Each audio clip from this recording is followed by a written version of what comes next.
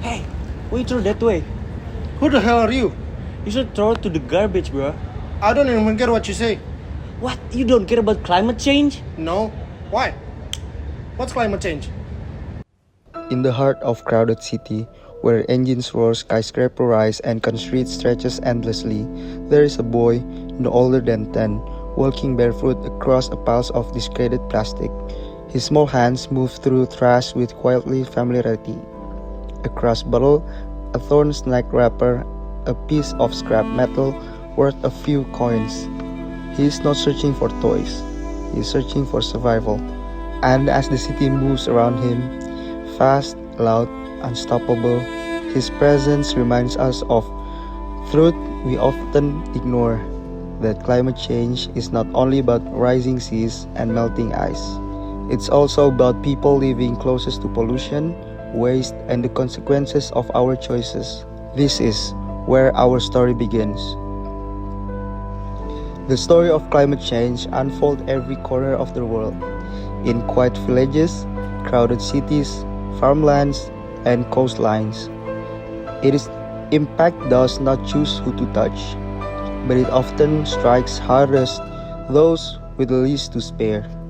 And soon, nations will gather in Belém, Brazil, a city at the gateway of Amazon rainforest, for COP30, a moment that may shape the future of our planet. More than 3 decades ago, the world took its first collective step. The UNFCCC, a promise to stabilize greenhouse gas emissions. Then came the Kyoto Protocol, the first treaty that made climate commitments legally binding. In 2015, the Paris Agreement transformed global climate action. Every nation, rich or developing, had to create its own climate plan, a blueprint for survival known as the NDC, or Nationally Determined Contribution. Each plan a pledge, a responsibility, each responsibility a step toward keeping the Earth below 1.5 degrees Celsius warming. But today, we are running out of time. COP30 is more than a meeting. It is a crossroads. Countries must strengthen their NDCs, make them clearer, stronger, and more ambitious. This is the ratchet mechanism of the Paris Agreement, a legal engine designed to push the world toward action. At COP30, the world will review its progress and confront its failures. Will nations act boldly, or will future generations inherit the cost of our hesitation?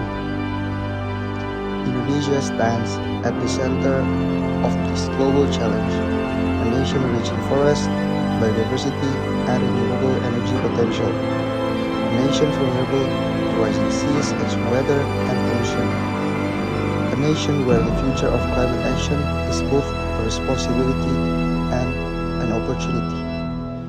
Through REDD+, Indonesia works to reduce deforestation, protecting peatlands, mangroves, and rainforests that absorb millions of tons of carbon.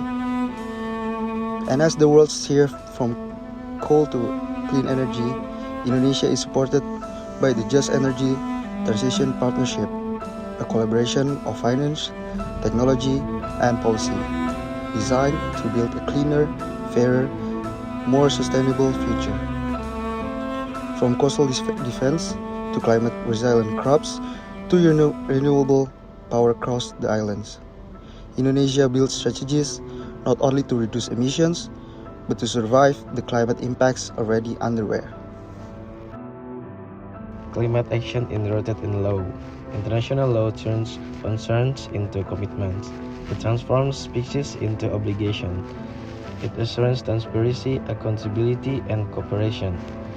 Without the UNFCCC, Kyoto or the Paris Agreement, climate action will be skeleted, a patchwork of promise without structure. What binds nations together can assure responsibility to protect the only home we have. And as the world debates emissions, finance, and treaties, children like him continue to walk through city streets filled with waste. They live the consequences of inaction long before negotiations begin. Climate change is not an issue for tomorrow. It's a reality for millions today. The story of climate change is still being written, and COP30 is turning point. Will the world choose ambition over hesitation, justice over inequality, action over promise, and disease must be strengthened. Forests must be protected. The transition to clean energy must accelerate, and it must be just, not community left behind.